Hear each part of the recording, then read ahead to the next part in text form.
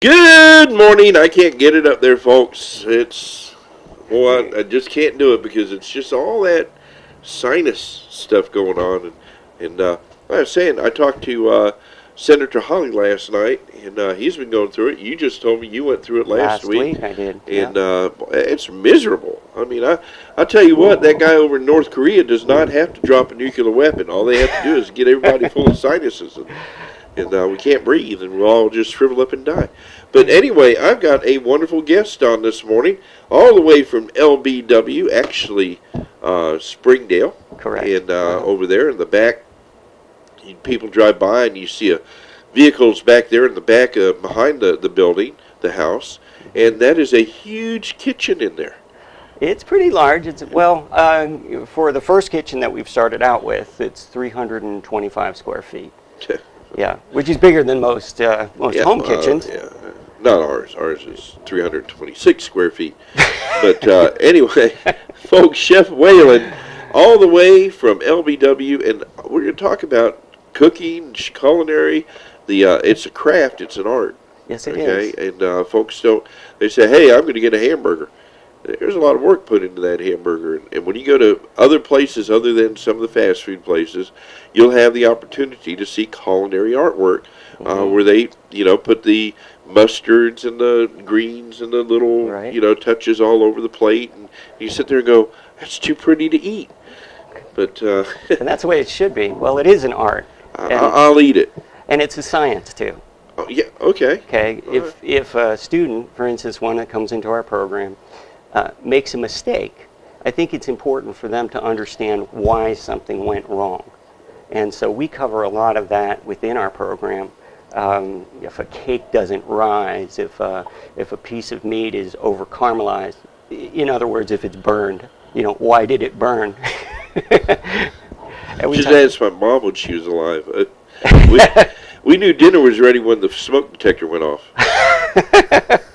And you bought that smoke detector for her. Yes, for me, so I knew when to eat. So oh, gosh.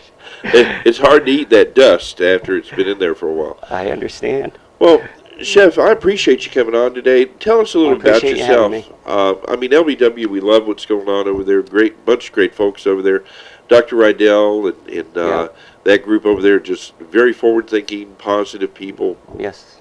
And culinary is something that I would not have thought would have been an available class in LBW here in this community because, it's really not a great big community, and culinary is usually in the bigger places. But tell us a little about where do you hail from? You're not from here. Well, no, I'm originally from Hawaii is where I did my apprenticeship. I worked in the Halekulani Hotel, which in Hawaiian means house befitting heaven, but it's a 5-star, 5-diamond property. I apprenticed with some very good chefs. I was very fortunate. I went to school at what's called the CIA, which I know most people think of Central Intelligence Agency. No, it's called the Culinary Institute of America in Hyde Park, New York. I externed at Opryland Hotel in Nashville, Tennessee. Wow. And I did, I've been pretty much throughout the country working at various restaurants as chef or sous chef. We got to get you to open up a restaurant. Well, that's what I'm trying to do is build chefs here that will open up restaurants. And we're trying to develop a foundation of qualified food service professionals that will be able to go out into the community either to work within some of the restaurants that are already established or to build their own facilities. And we do have some very sharp students going through our program right now, which I feel there's great capability. I do see Dr. Rydell failed to give you the memo. The memo on how to get here? No, but no. You were supposed to bring taster samples. That memo, yeah, he did. I have cough drops. I do too. I can see that. And Zyrtec. Yeah, well, no, I've got baby. Well, anyway, let's go back. Okay. I'm not obviously. Can I come by and get lunch? Well, what we do is we make it more big pause in there. Because we have such a limited facility as far as the space is concerned, the dining room, we pretty much have it under reservation only. And so you can come in. You can come in. We usually invite a select group of people because we can only fit about 5 people You in our notice how dining it room. didn't fit that select group of people. Eddie was not on that select group. Did you notice that? No, I had to do the umbrella comment in order to include everybody in this. Has Mayor Earl eaten there? He has. See? Earl Johnson? Yeah, Earl's been there. We've had the CFO. Okay, wait a minute now. Okay. Hold on. Mike Jones Jr., has he been there? We did a party, a cocktail reception for Mike Jones in the Springdale. Okay. So he didn't have to come down and eat off of a milk crate. You see what's happening here, right? He didn't have to eat off of a milk crate, you know, like the rest of us students. But we've, as you said, Dr. Rydell's been very supportive and very forward-thinking when it comes to our program. And LBW has come such a long way. When people hear about culinary, they get confused and think it's, you know, something that isn't in a regular restaurant. But everything you eat, technically, is culinary. Is that all right? That is correct. Any food service operation, any operation that serves food, first of all, they have to have a basic knowledge of safety and sanitation. So in that respect, it does come under culinary. When you start getting into the aesthetics of cooking, where plate presentation, flavor dynamics, the front of the house service and how it's presented, the ambience in a restaurant, then it becomes more than just eating. It becomes a dining experience. I can't remember where it was, but it was in Florida. And I went to one of these fancy restaurants, and it had 3, I call them little drops of food on it. Correct. Okay. And the chef came out and it was talking about it. It was really a nice place. I do go to those once in a while. And he says, you want to taste this first, then you want to eat this. Okay. All right. And then you want to take 2 or 3 bites of this. Right. Is that what he was doing, was getting my palate? With most, whether it be wines or whether it be foods. Oh, that's sorry. Okay. We can close that. Okay. With anything, you want to start from light to heavy. So with his, what he served you is what's called an amuse-bouche. It's a French term literally means to amuse the mouth, but it's a tasting that the chef will bring out for VIPs or for select guests. So you probably were a VIP there. And he'll start from a very light amuse-bouche and then go to something a little bit heavier so that if there's any fat within that dish, it will coat your palate. So he'll start with something that maybe might be acidic and then go to something that has a little bit more fatty acid in it, and then finally something that will be more rich and velvety. Well, that's real fancy stuff, and I know it's beautiful, tasty, and it was a wonderful meal, one of the best meals I probably ever ate. And I almost said eaten, and then what's her name would come on here from LBW, and Eddie, it's not eaten, it's ate. and what's her name, Miss Cook? Diane Cook. Oh, yeah, Miss Cook. Yeah, she'll be over here straightening me. Dr. Hubbard. Okay, they're I've met all of them. They are great people. Eden. Yeah, that's probably more correct. So, and then there's me. To grind. I ate it, but it was good. I forgot where we were going now, but I want to.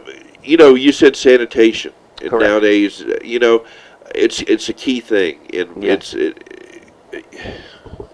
I can't stand to go into a restaurant and see the food preparers go like this, and then, you know, touching the food or and touching the food, and it happens. It does happen. I know it's gross, but you know it does happen. It does happen. And so many germs, and then I got the big question for you. I've always waited to have a chef sit next to me to ask this question.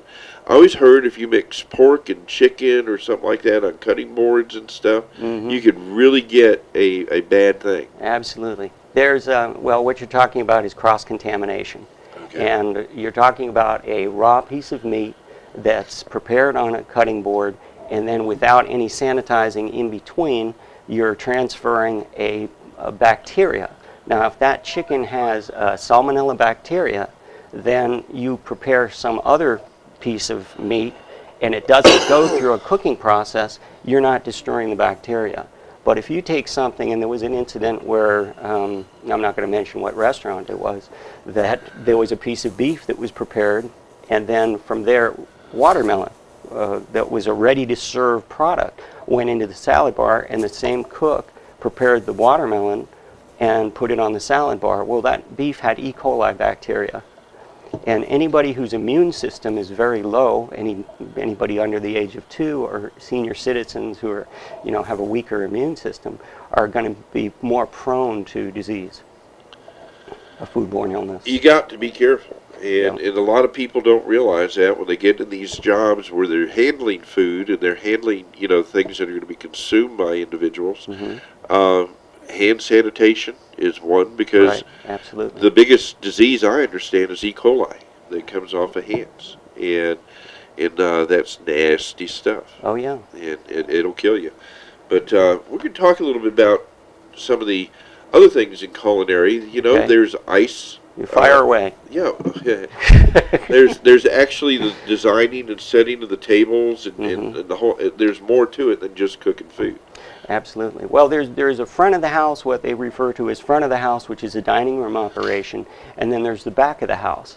And the back of the house is really where I specialize in, because you really don't see me. That's why I'm the back of the house. And it's probably just as well, because I'm not as much of a people person, I think, as somebody like my wife, who is a dining room manager.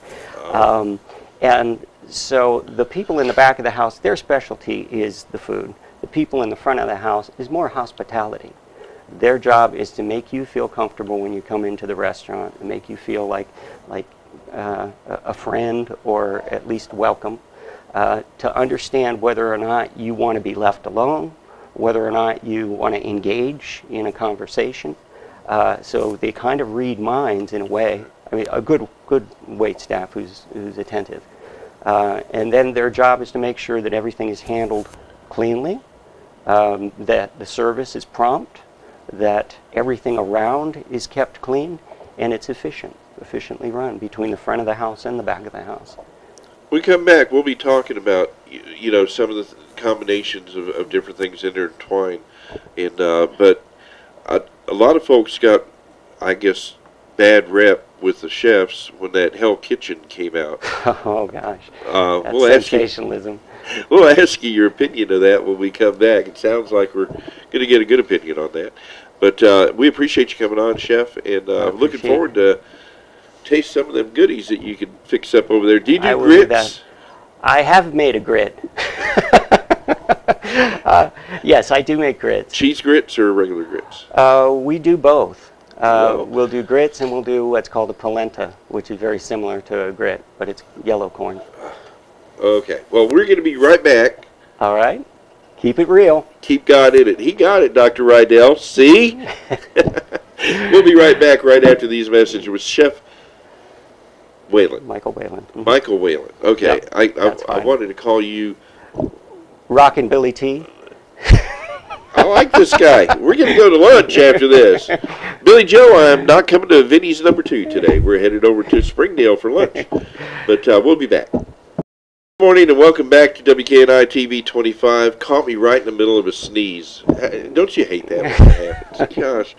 We're here with Chef Michael Whelan from LBW, and we're talking about culinary. It's an art. It's a craft. And it's good for you, as they say. It can be. Yeah. You get the right chef under out there, and you got the right food coming to you. It's great stuff. Now you're saying you want to build young people to come in and be chefs here locally. Correct. What kind of restaurant could one of these? I mean, we've got a lot of restaurants here. I mean, Covenant County does not have a shortage of restaurants. Correct. Okay, when they come out of culinary school, are they ready to go, let's say, and I'm not playing it down, go flip hamburgers, or no, go to a barbecue or a pizza place, or what? They could. I mean, if that's their desire to work at a pizza place or flip burgers, we don't train them to do that. We train in classical French cuisine, so most all the terminology that we use is in French. We do teach the 5 mother sauces, which, without going into great detail, there's 5 sauces from which we get all other sauces from. Oh, I didn't know that. Yeah, there's a hollandaise, there's a bechamel, there's a velouté, there's a brown sauce, and then there's tomato sauce. And from those 5 sauces, we get all other sauces, derivative sauces. But that's what we teach them as the foundation, and then we teach them the cooking techniques. So braising, broiling, poaching, grilling, all of those different techniques we teach. Now from there, you can take any ingredients indigenous to that area. For instance, here in the southeast, you could do a dish with peanuts, you could do a dish with black-eyed peas, and put those techniques to some of the ingredients indigenous to the southeast. So we're really training them to work at a fine dining facility. But the great thing about this profession is, depending on what you want to do, you can pretty much have a job within 2 to 3 weeks. Well, I know, and I'm from Orlando, and Okay. we've got Disney and Universal Studios out there, and some fine restaurants Yeah, you out there. And the chefs are top dollar chefs out there. And this is where I had that meal. Okay. And it was years ago. Maybe I'll get that from you here soon. But anyhow, it was, they've got great paying jobs, and Yes, they do. in culinary, when you get into the right place, what kind of money are you looking at? Well, coming right out of school, there's a very steep learning curve. I mean, we give you the foundation, but from there, I recommend that a student will work with a very talented chef and develop their skills. Coming right out in the industry, it could be anywhere from $12 an hour, $10 to $12 an hour, and go up to $25 an hour, depending on what it is. Now, coming out of school, when I was at the CIA, the best jobs were working for the prison system. You'd be making $45,000 a year working for a prison system. The benefits were great. You had medical and dental and all the pension benefits. But most people coming out of culinary school don't think about going to school so that they can prepare meals for inmates. I hadn't thought about that, but you're right. Yep. Institutional cooking, cooking for hotels, or excuse me, for hospitals, for cafeteria operations, overseeing whole regions of cafeteria operations. The money can be very good. Now, dietitian and culinary, is that pretty... Well, they're 2 separate entities, but if you've been in culinary arts for any length of time, you pretty much know the proper cooking and different cooking techniques to make it more heart healthy. And we do teach a nutrition class within LBW. It's an introduction to nutrition. And we go into detail as to the carbohydrates and the proteins, the lipids or fatty acids that you consume, and how to adjust those both portions, the ingredients, and the cooking technique in order to make it more heart healthy for you. Wow. I'm sitting here going, geez, did I miss my calling or what? And then you get to sample the food while it's cooking. That's right. So, and a healthy food doesn't have to be a bad tasting food. In fact, quite the contrary. You can have a very healthy dish that has great flavor, robust, and doesn't have all the fat that something that might be a pan-fried or deep fat fried would have. I'll tell you what made a difference for me one time is I love fish. However, if it's not cooked right, and you know what I'm talking about, I'm sure, I'm scared to eat fish. I mean, I'm scared to even cook fish for me, because if it gets to that point, I'm going to waste. It's temperamental. Yeah. And there's no room for error when you're cooking fish. And that's part of learning all this, right? I mean, correct. You learn how to cook your beef, you learn how to cook your chickens, you learn how to cook your fish and pork and all that. Correct. Now, when you do this, and you're talking about making the balance for the heart, diet, and correct. so on.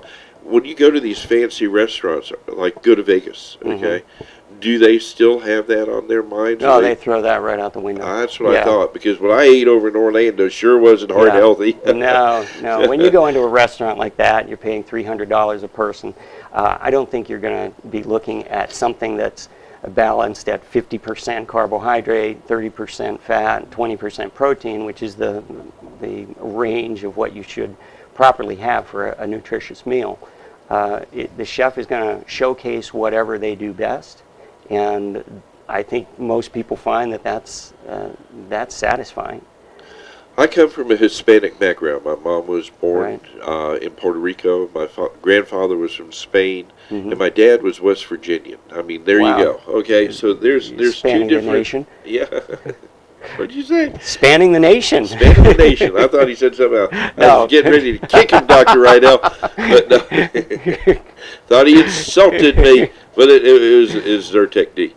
But talk about two different, menus, I would call it. My mom would love to cook her Spanish foods, okay, and my dad would love to have his West Virginian, plates. And Mom never compromised. It was either all Spanish or all American. And the spices and things like that. Oh, I love spice. I love it too. Teresa, I'm thinking of something now. My mom used to take pork. What was it? Pork hot tenderloin, and chorizo, and vegetables, and she cut holes in it and stuff the pork. Right. All right. You talk about a outright crazy taste in your mouth. You're getting pork, you're getting vegetables, and you're getting chorizo, which is a very spicy sausage. Yes. And that's kind of stuff. It sounds outrageous. Oh, it was, man. If you cook that for me, I'll come eat it. Okay. And she'd cook it in a pressure cooker. Okay. Yeah, I mean, everything she cooked, Mom would cook in a pressure cooker. And I'm pretty right on that, right? We didn't have crock pots, so we didn't have slow cookers. Yeah. We had the pressure cookers. But yellow rice and gandules, and some people call them pigeon peas, but all that was a regular standard meal. Then she'd go spaghetti and meatballs. Okay. For your dad. Yeah. Yeah. And then have you ever had spaghetti and meatballs made by a Puerto Rican? I don't think I have. Yeah. Well, I've never asked the cook whether or not they're Puerto Rican. Oh, I had no choice but to know. But, it lit fires. They like their spicy food in Puerto Rico, I guess. Yes, and lots of Spaniards do. And that's another thing is you come from Hawaii, obviously, the Samoan, or what do they call it? Samoan, there's Polynesian. Polynesian and all that is kind of mixed in together. Right. All right. And then about 8 different cultures in there. Right. Then you come out to the United States on the West Coast, you have Mexican. And the center, you have Mexican-American. Right. And you have, I had it on my tip of my tongue when I was going to say it. Tex-Mex. Is that it? There is a kind of a cross between Mexican and American cuisine, or Texas-style cuisine. And then when you come to the East Coast, you got a lot of European. And you got German. Now, oh boy, that place in Sanford, Florida. What's the name of that place? I'd spill it all over here. German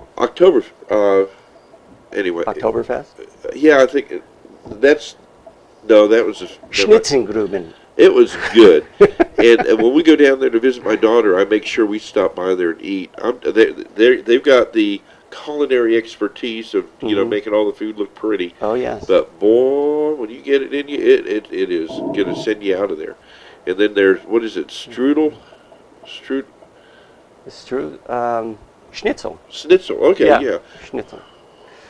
Yeah, Wiener Schnitzel, Rahm Schnitzel, there's all kinds of different cutlet style. Oh, man, I'll tell you, just thinking about it. See, there you go. You got me going again. I'm going to gain 20 pounds interviewing you. Just through your skin pores. I'm telling I ain't going to say that because that certainly would not sound right.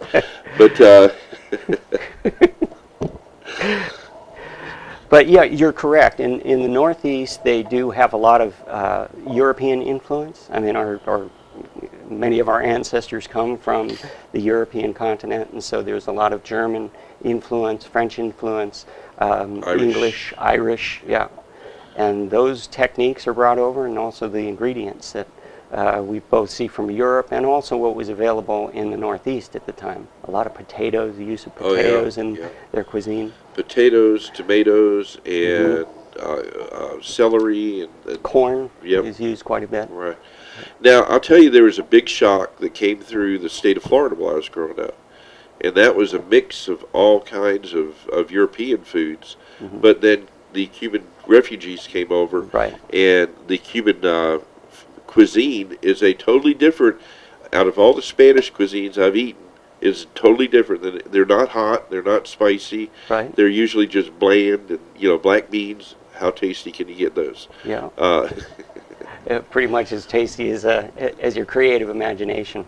Well, see, there you go. You're going to teach us a lot of that. I can see us doing a show. We can do it right in the kitchen. I think that would probably be the best, most satisfying. Dr. Rydell, yes. But, all right, now, we're going to take another break, but I want to talk to you real quick before that. Okay. What age group do you want to target? Well, as a community college, we target all age groups. We've had people coming right out of high school. We have dual enrollment students who are attending high school who actually take some of our classes until they graduate, and then they continue the program. We've had folks in their 60s coming into the program and just take it for personal benefit. They're not going to go into the industry. They just want to know more about cooking and how to properly prepare food. So we pretty much have catered to all So age somebody groups. my age can come in? Sure. Huh? Yeah. So long as your heart is in it. Oh, I love food. Yeah. That is going to be the key to your success. I love food. Can't you tell? Gosh, But From where we are, no. I got a big table over here. I'm not looking at abdomens. I'm glad. However, we're gonna. Is it accredited? Yes, it is. Okay, It's so an accredited institution. We offer a short certificate, and from that short certificate, you can continue on your degree and get an associate degree. At that point, if you want to continue and get your bachelor's degree, we do work with the universities in order to proceed forth with. It would be right now a business degree, but we're working on getting a culinary degree, a Bachelor of Arts in culinary. what is a master chef? A master chef is a series of training that a chef has got to go through, years and years of experience. They take a test, usually in New York is where the tests are administered. It costs about $4,000 to take this test. You have to go up through the ranks of the American Culinary Federation from a working chef to a certified chef de cuisine to a certified executive chef, and finally from an executive chef to a master chef. There's about 46 master chefs in the country, so it's not a whole large amount of people. But it's an art. It is You definitely still an come art. back to it's being an art. When you go out, do you go out in the? I guess you do, because a lot of good chefs do. They go out in the dining area when people are eating, Mhm. and you talk with the people. How does it feel when they sit there and go, "Hey, that was, it was wonderful." It's That- personally really gratifying to see people enjoy themselves. I mean, in everyday world, we all experience, different stresses, so forth. But to see somebody come in and dine and be able to forget their problems, to be able to, instead of talking about your broken dishwasher, you're now talking about world policy and much more ethereal things because you're in a different realm. It transcends them into a different aura. We're going to take a break, but I want, when you said, from all over the world, and we were talking about that guy from North Korea, I was over in South Korea, and you talk about, I don't know if they got a cuisine over there or not, but boy, they'll set you on fire with kimchi. Oh, yes. And I love kimchi. And not, since I've gotten older, I can't really take it as well as I used to when I was younger. Kimchi, rice, and bulgogi. Okay, the bulgogi was their beef, which sometimes you wondered, was it beef or whatever? Or something else? Yeah. You never knew. No. You're scared me. I don't prepare that. Little man surely took a liking to you when he came in, though. Yeah, he did. Well, I smell probably like beef when I came in. Little man was just, that's my buddy. I want to go home with him, Dad. My dog will start chewing the bottom of my shoes. because as I walk around in the kitchen, there's little remnants that might be on the floor, and it'll get into the grid of my shoes, and I'll sit back and kick up my feet, and then I'll have my dog licking the bottom of my shoes. Little man did ask you to leave your shoes behind. Little man might get salmonella bacteria if I leave my shoes behind. No, we don't need that. No. No, we don't. Yeah. Well, Chef, we appreciate you. We're going to go ahead and get some more information from you briefly when we come back. But we surely are proud to have you. And we want to have you come back because I'm sitting here thinking of different ways to use you. We're going to get you to prepare some stuff and talk about the preparation of it. I'd like to do that. Maybe go videotape some of it over there at the school. And you know, Dr. Rydell wants this information out there so the people have an idea of what's available in this community. Sure. We have got a gold mine sitting right there at LBW. Yeah. And we're proud to have that, and then the leadership that's over there as well. Yeah. Then there's Miss Renee. Without her, nobody exists over there. We already know that. Yeah, without her, I probably wouldn't be able to find this place. She guided me in. She is the online target, everything. That if she missed a day over there, I can see Dr. Rydell going, she's great. what was I supposed to do today? Yep, I can see She holds it together. Yep, she does. Lots of great folks over there, and we're having them all on here one at a time. But we'll be back after some messages. All right, keep it real. You got it right twice, Dr. Rydell. Keep God in it. We love y'all. God bless. We'll be right back.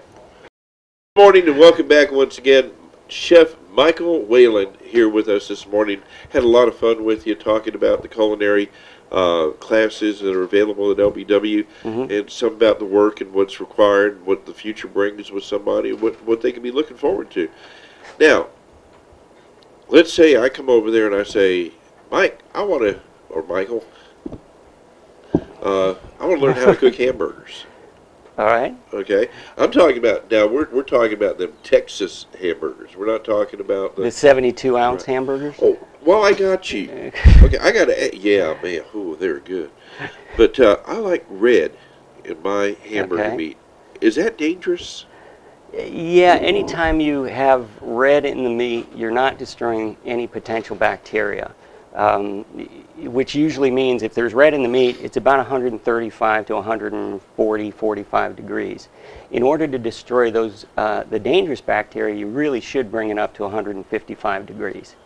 And if it's under that, most restaurants will have a disclaimer that'll say any meat or fish that's prepared underdone, you take your own responsibility for it. So I would say the way that we raise cattle right now and pork is very clean, and you probably don't need to worry about it. But in some of these third world countries where there's not as much control from a USDA, from Food Drug Administration, you probably run the risk of procuring a disease. Well, Teresa eats, and she knew I was going to say this, but she says just throw it on the stove or on the, and flip it over and put it on the plate. I mean, rare. Well, that would be what, black and blue, I think is what they refer to it, where they just sear it on the outside black and then inside is raw. Yeah, that's her. I mean, and but you know what? I have tasted it, and it does taste better. Yeah. Than having, so the tastes are there. So when you're cooking the food, the longer you cook it, the more the taste comes out of it? Well, the more fat will come out of it when you're cooking it. And fat satiates. Fat adds flavor to it. If you're cooking it for an extended period of time, the fat's going to come out of it and you're not going to get as much flavor. You're not going to get the texture which you probably enjoy. If you want a rare piece of meat or a medium rare piece of meat, you're looking for the texture that's moist and able to chew. You're going to get a drier texture as you get further to a well-done piece of meat. All right, now, tender. Yes. How do you get tender meat? There's multiple ways to do it. There's manual tenderization where you take a meat cleaver and you just pound it. That could be one way. The use of either acids or alkali. So if you use lemon juice or use white wine or use some sort of liquor, you can break down the muscle fiber. Because alcohol will break down muscle fiber, so will acidity, but also an alkali, a very high pH, even baking soda will break down muscle fiber so that it makes it a much more tender piece of meat. And marination.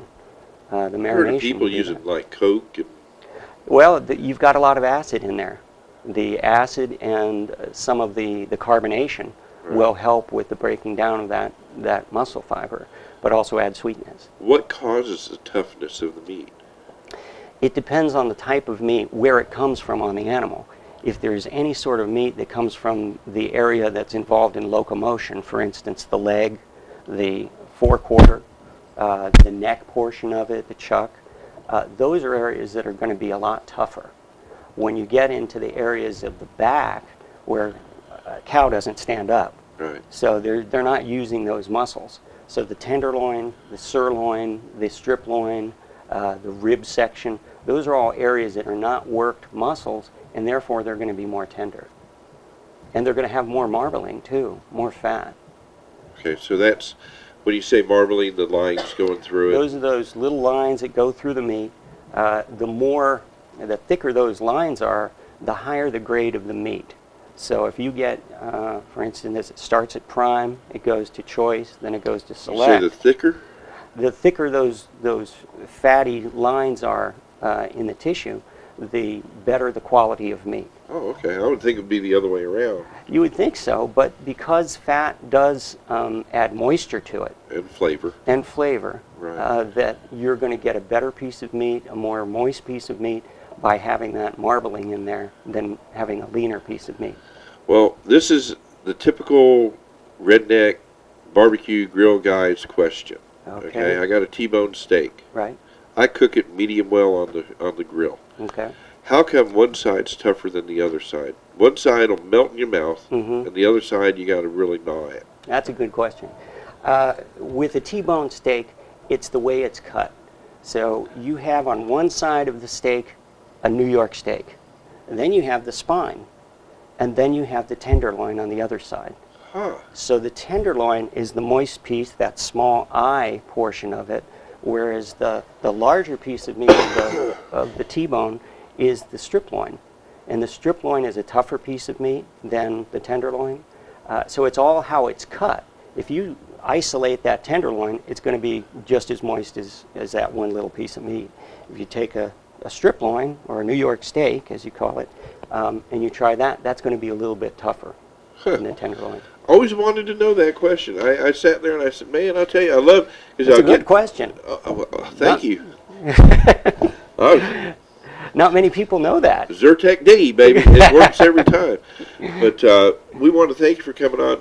How do they get up with y'all, and what do they have to do to get in class? Well, contacting our admissions and records department, Jan Riley runs our admissions records, and she's the one who would take the information for anybody who's just starting out.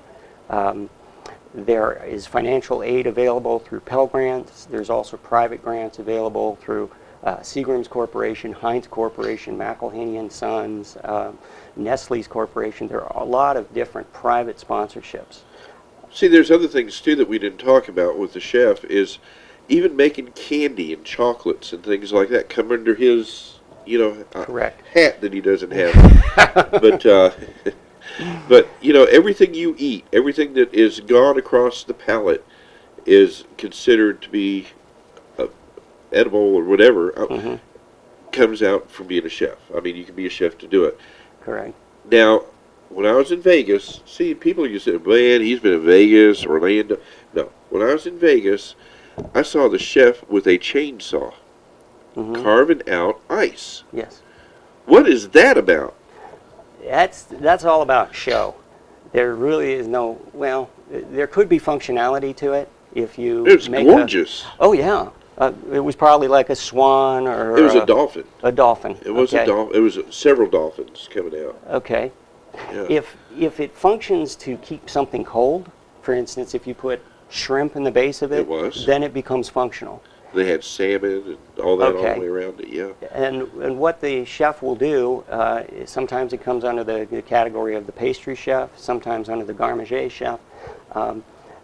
That person is experienced in ice carving, and that's a special trade all by itself. Wow. It's like architecture. and they know how Amazing to work stuff. the It's saw. amazing. Well, Chef, we appreciate you coming on. Appreciate you sharing this. We had a lot of fun with you, Well, and thank we're you. going to continue to get up with you and get more. Come on out there and make sure that we can videotape some of this stuff and, Well, I appreciate you put it out having me. there. Well, I appreciate you. Got a lot of great things out at LBW, and we've been able to share many of those, haven't we? There, Carlton. Oh, yeah. But we appreciate them cooperating with us and getting us somebody out here to talk about each department. And has Dr. Hubbard been out there? Who's Dr. Hubbard? See, okay. See, He runs the Christian Network, right?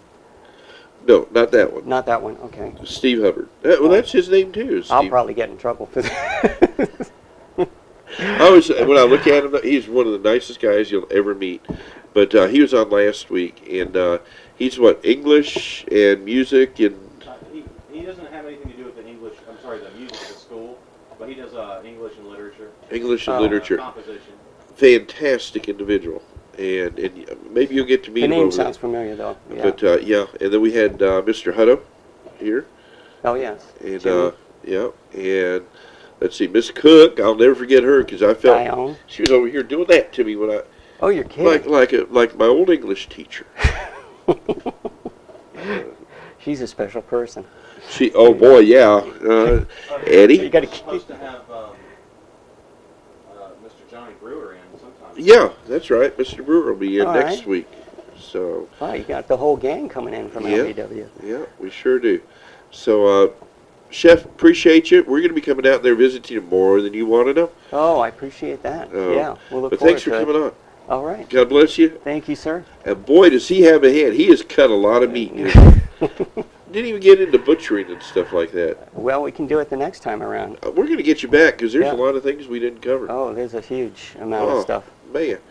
Folks, thanks for tuning in. I appreciate y'all. We love you. We'll see you here same time, same place tomorrow. Maybe I'll have my voice back and my sinuses won't be crazy and I won't be Zyrtec D out, whatever you want to call it. And mix that with a little bit of NyQuil, and baby, you have a great night.